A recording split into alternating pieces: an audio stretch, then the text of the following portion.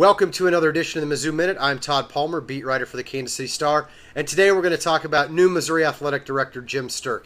Haven't got to meet him yet. That will happen Thursday when he has his press conference, but I'm just going to give you a little bit of a background on what I do know about Jim Sterk and whether Missouri fans should be excited about this hire, and I think they should.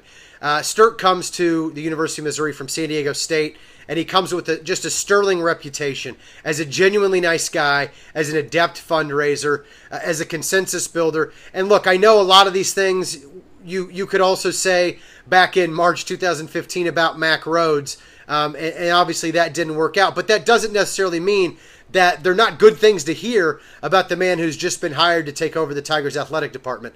When I talked to UCLA athletic director Dan Guerrero, he said Missouri should be really excited and that they really picked a winner here. He called him a strong and stable leader. And considering the situation with the administration at Missouri, there's an interim system president, there's an interim chancellor, and since July 13th, they've been without an athletic director. Stability is a good word to hear when you talk about the new hire in the athletic department.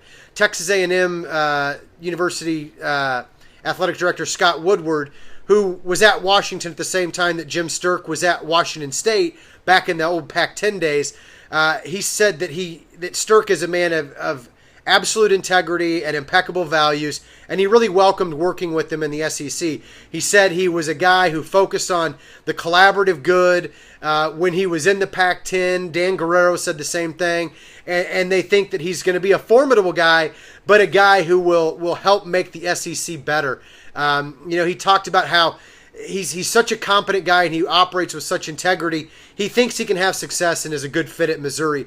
And Sterk's colleagues at San Diego State also praised his fundraising acumen, whether it was with the Coryell Legacy, an endowment scholarship program that they founded that helped them improve scholarship funding, and also some facilities things, whether it was the Jam Center, a practice facility for basketball that they built on Sterk's watch. He's done a good job in connecting with the alumni, getting them to buy in, and getting them excited. And he's also very student-centric. The interim athletic director there, Jenny Bramer, told me that he's not a win-at-all-cost guy, and he's not a keeping up with the Joneses guy, but he's very astute, he's very savvy, he makes decisions that are in the best interest of student-athletes, and that despite the fact that he may not win at all costs, he still wins. And if you look at his track record in men's basketball and football with the Aztecs, only Ohio State and Louisville have a better winning percentage since Sterk arrived 6.5 years ago. So that's an encouraging sign. He signed a 7-year deal worth up to $1 million annually. It's a $700,000 guaranteed plus another $150,000 in deferred compensation, and in addition to that, he can earn up to $150,000 in incentives. So that's about $1 million a year if he hits those incentives through the year 2023.